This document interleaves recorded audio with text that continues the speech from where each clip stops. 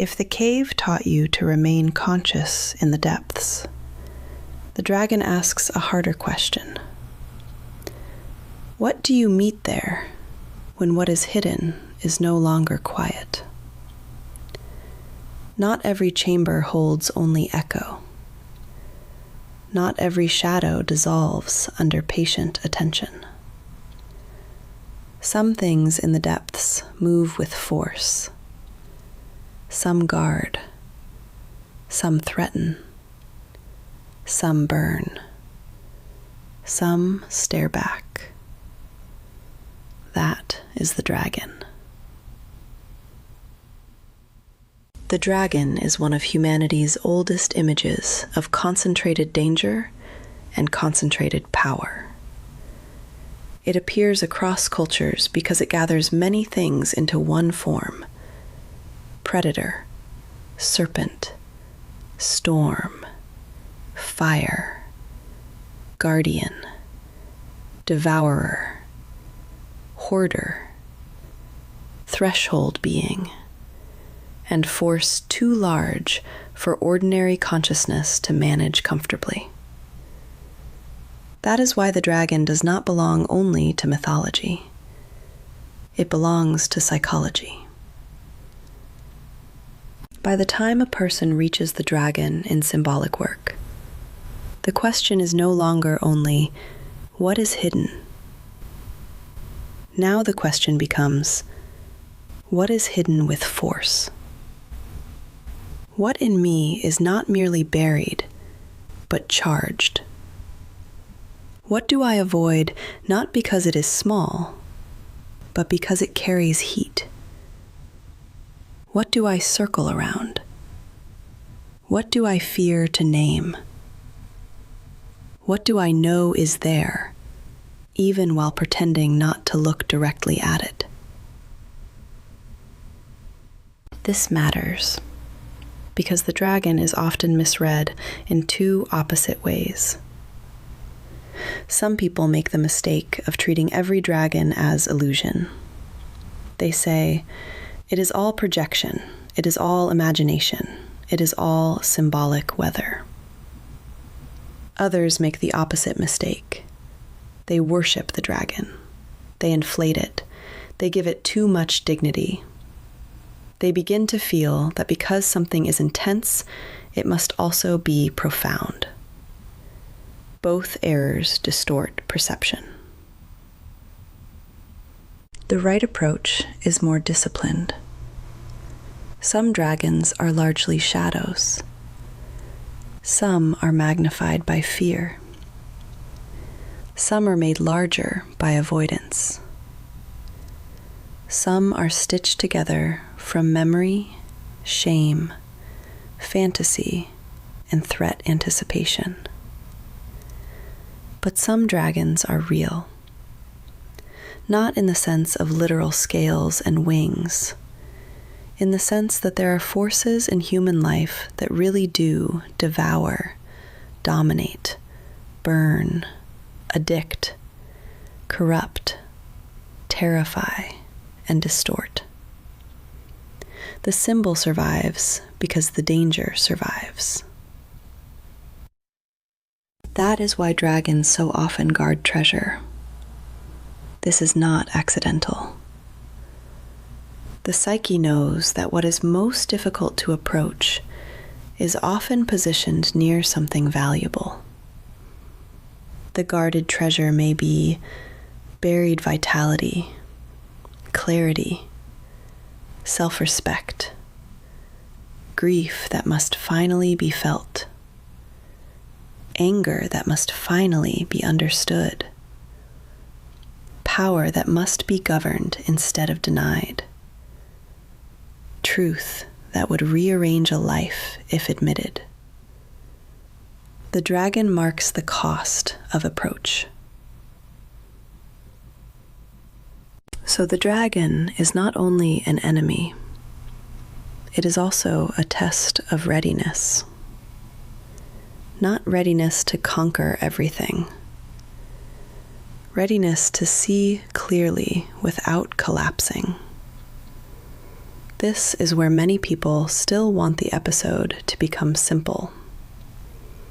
They want the instruction to be, kill the dragon, overcome the fear, defeat the darkness, take the treasure. But symbolic work becomes childish the moment it becomes too eager to dominate. Sometimes the first task is not to strike. Sometimes the first task is to stop lying, to stop calling a dragon a bad mood, to stop calling an addiction stress relief, to stop calling corrosive resentment discernment, to stop calling envy high standards, to stop calling self-betrayal peace, to stop calling terror prudence. Before a dragon is faced, it is usually renamed honestly. This is why the dragon stands beyond the cave. The cave taught you how to remain in dimness. The dragon asks whether you can remain truthful under pressure. That is harder, because many dragons feed on distortion. They become stronger when unnamed. They grow when disguised. They organize a life from below, while the conscious mind continues pretending that nothing central is wrong. That is one of their oldest tricks.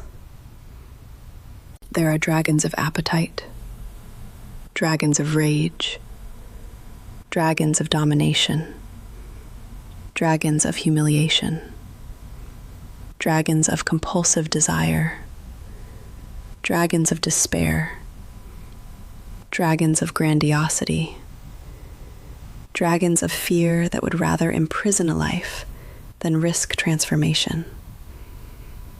Some breathe fire outward, some burn inward. Some do not look dramatic at all. Some appear as a habit, a tone, a pattern, a private compromise repeated until it becomes character. This is where the lantern remains essential. Without the lantern, a person either panics before the dragon or romanticizes it.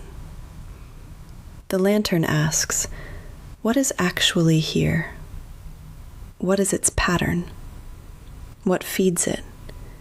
What weakens it? What does it guard? What in me keeps serving it? What part of me is frightened by it? And what part of me is secretly organized around it? That is not dramatic. It is disciplined. There is another difficulty. A dragon is rarely faced only once. This is important to understand. Some forces in human life do not disappear because they were insightfully described. Some do not dissolve because they were symbolically recognized. Some require structure. Some require limits. Some require confession. Some require mourning. Some require endurance. Some require help from outside the self. A dragon may be symbolic and still require practical action. This keeps the work honest. A person may say, "My dragon is fear." Good. Then the question becomes, what does fear make you do repeatedly? What does it interrupt? What does it forbid? What does it exaggerate?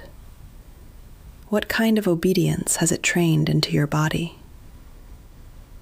A person may say, "My dragon is rage." Good. Then the question becomes, what wound does the rage protect? And what destruction does it justify? This is where symbol becomes diagnosis of pattern. There is also a reason dragons are often shown as ancient, because some forces in a person do not feel new. They feel older than the present moment, older than the current conflict, older than the spoken explanation. They carry time in them. A dragon may appear in adulthood while feeding on material laid down long before adulthood had language. This is why adult intelligence alone often fails to master it. One must meet the force at the depth where it was organized. And yet the dragon is not only a destroyer. This is the paradox.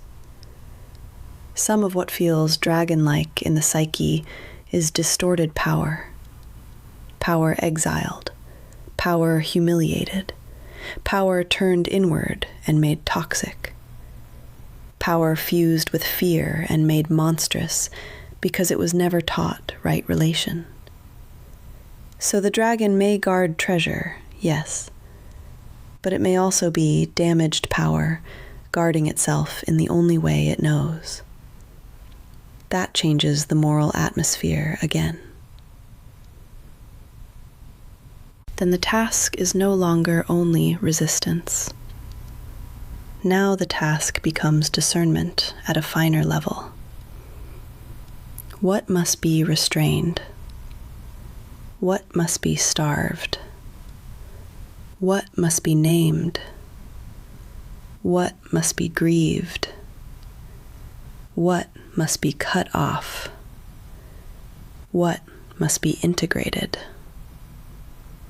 What strength has been appearing as threat because it has never been brought into right order?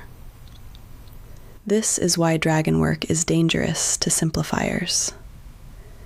It refuses one-sentence morality. So the first practical exercise of the dragon is this. Name the force without flattering it. Name the force without shrinking from it. Name the force without becoming it. Can you say, this is envy, this is terror, this is appetite without governance, this is rage feeding on humiliation, this is the craving to dominate, this is despair asking to rule the day. This is a power in me that I have feared so much that I let it become distorted. That is the beginning of right encounter. If the door taught threshold and the cave taught depth, the dragon teaches relation to force. Not all force is evil. Not all force is safe. Not all force should rule. Not all force should be denied. The task is to become conscious enough that what is strong in you does not remain both hidden and governing. That is the third lesson. Not merely crossing, not merely seeing below, learning what may rule, what must not rule, and what must be transformed before the treasure can be carried honestly. This is not the last chamber. It is the first true encounter.